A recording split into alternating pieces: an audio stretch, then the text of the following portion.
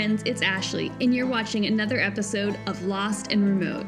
Today we're exploring the infamous Route 66 in Arizona. We'll be uncovering secrets of Arizona's most iconic Route 66 abandoned locations, with some unexpected stops along the way. Speaking of unexpected, many drivers pass by one infamous location, completely unaware of a 100-year-old curse that still lingers today. Stick around to find out where and if you're brave enough to face it yourself. We started our journey in Winslow, Arizona, and finished in Flagstaff for the night to ensure we hit all of our bucket list locations. I highly recommend having a book or map handy so you don't miss anything along the way. We loved our ghost town press map and used it every day of our trip. And there's actually one for each state that Route 66 passes through. I'll make sure to link it below. So, let's get to it. Toward North Payne Place, then turn left onto Calop Place. Okay, I got myself a cranky man. You can get cranky about the map. Turn left onto Calop He's Place, so then like, take a U-turn. Map must be this, and we must put it here, and it must come out at this then time. Turn right. This is gold. And you don't just throw gold around. Anyways, so we now have our copies, and we're off to Winslow, Arizona. Are you waiting for me to say something? Yeah, I got a Crankosaurus right I'm here. driving this. Yeah, Crankosaurus. And I should probably let someone know that there's still a living Crankosaurus right here. They're not all extinct, believe it or not. Crankosaurus Rex right here. Look at this. Yeah.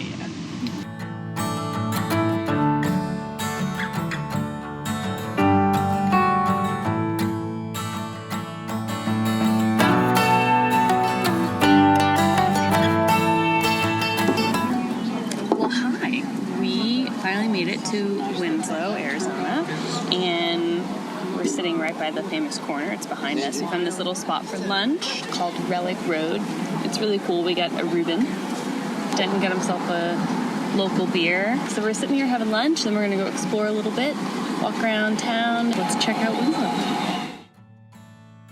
Route 66 once passed straight through the town of Winslow until the highway was rerouted to pass this historic town. The 1977 Eagle song Take It Easy's famous line brought new interest to the town. And if you don't know it, that's of course Standing on the Corner in Winslow, Arizona. I promise I won't sing it for you. I also just want to point this out, that nobody ever talks about this, but it's getting pretty saucy up there. I mean, to me, that's kind of the best part right there, is that little peek in.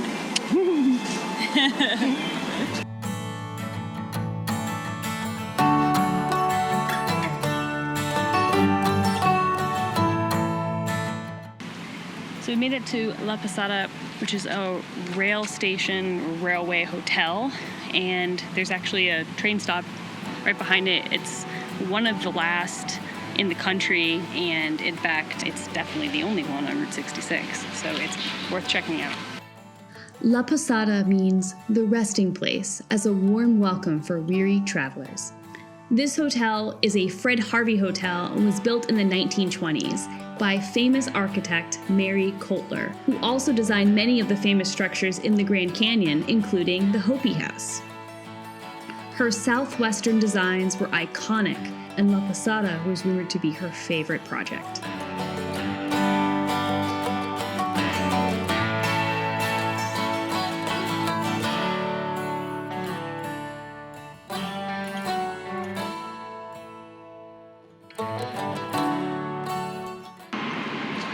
This place is huge.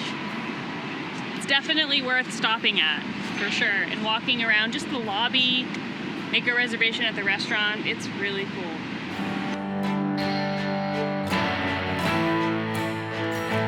Now that we've had one last dance at the corner of Winslow, Arizona, we're on our way to the Wild West to discover the curse of Two Guns.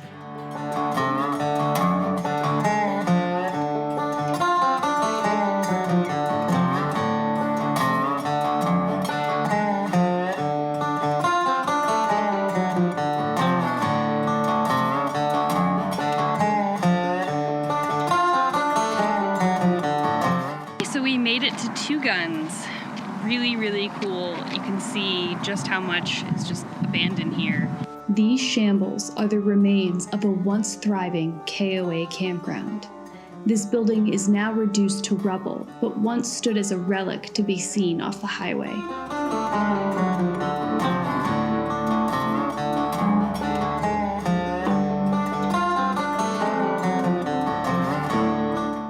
The pool area is all that's left intact from this traveler's paradise, covered in graffiti left from explorers leaving their mark on the ruins. It's really exciting to be here and to see the official Two Guns imagery, the guy kind of greeting you on the way in. He's pretty much almost gone, so if you are thinking about coming, come soon, because I don't know how much longer he's going to stay there, but it's definitely worth checking out, so we love it.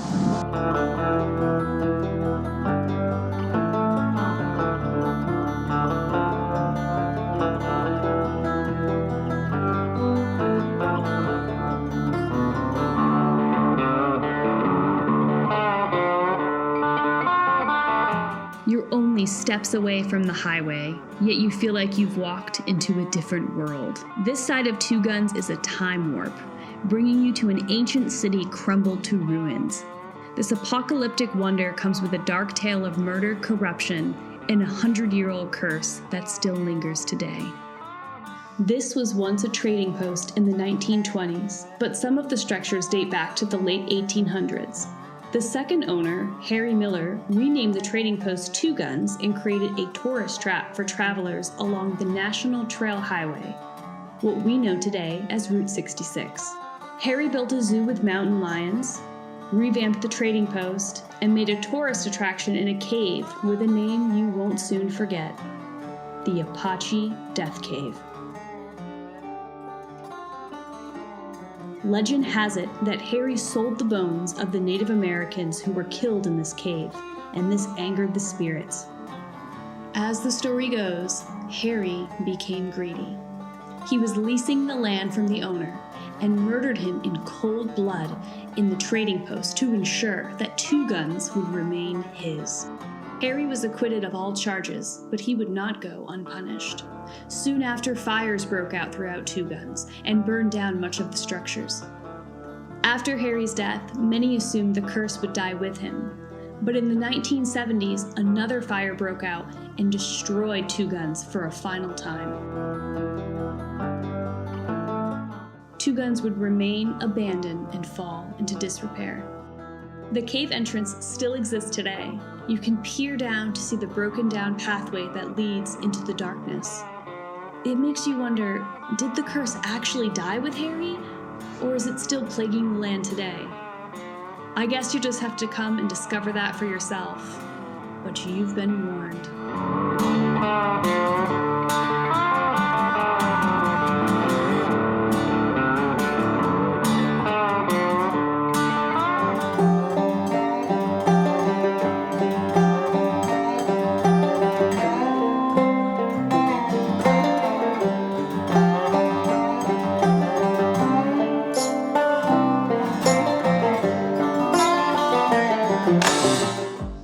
Twin Arrows trading post can't be missed if you're passing this way on I-40.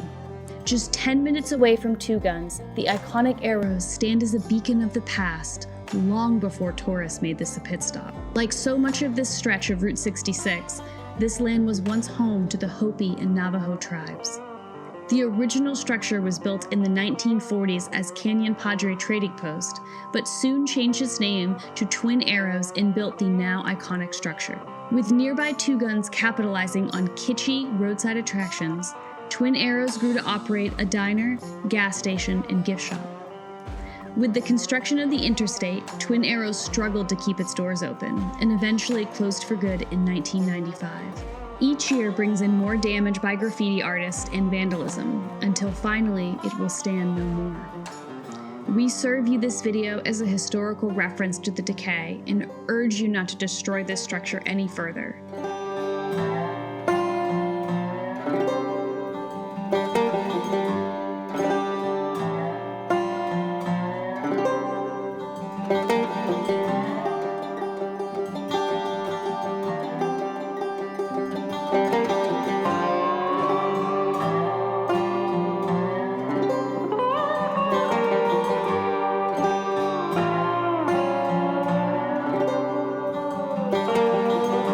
As the desert sun set, we felt the eerie mystery of this place set in, and figured it best not to stay past dark.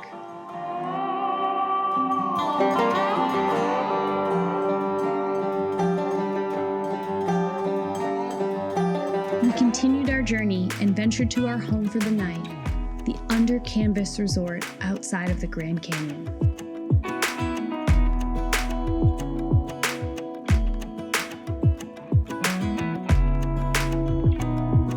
About an hour and a half away from Twin Arrows was our home away from home, Under Canvas. It's only about 45 minutes away from the South Rim entrance of the Grand Canyon.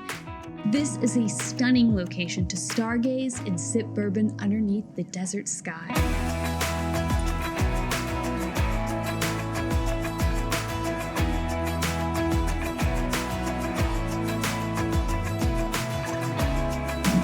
What are we doing, babe? Driving on Route 66 in Flagstaff, Arizona. We just passed a couple of cool looking things. We're going to turn around and go look at, such as a bowling alley and a restaurant.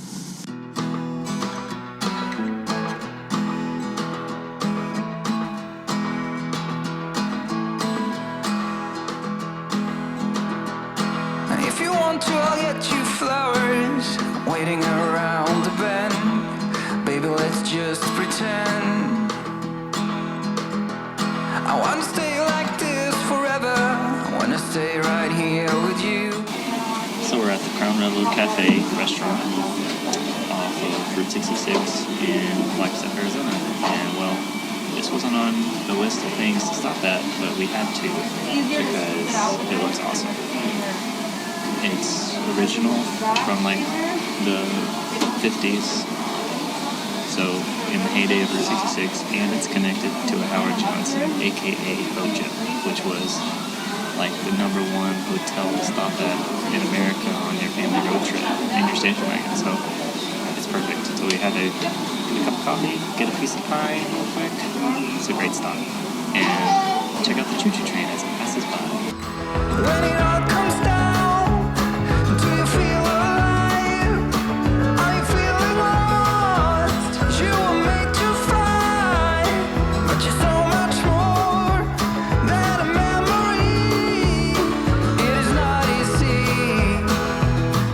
Next, we headed to an iconic stop off of Route 66, the Museum Club. This old road stop watering hole has quite the history and apparent haunts.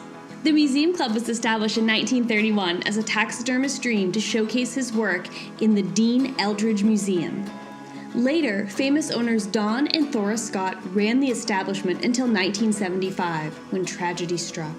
Thorna had a tragic fall on the stairs leading to the above apartment and died shortly after. 2 years later, Don would take his own life in front of the fireplace.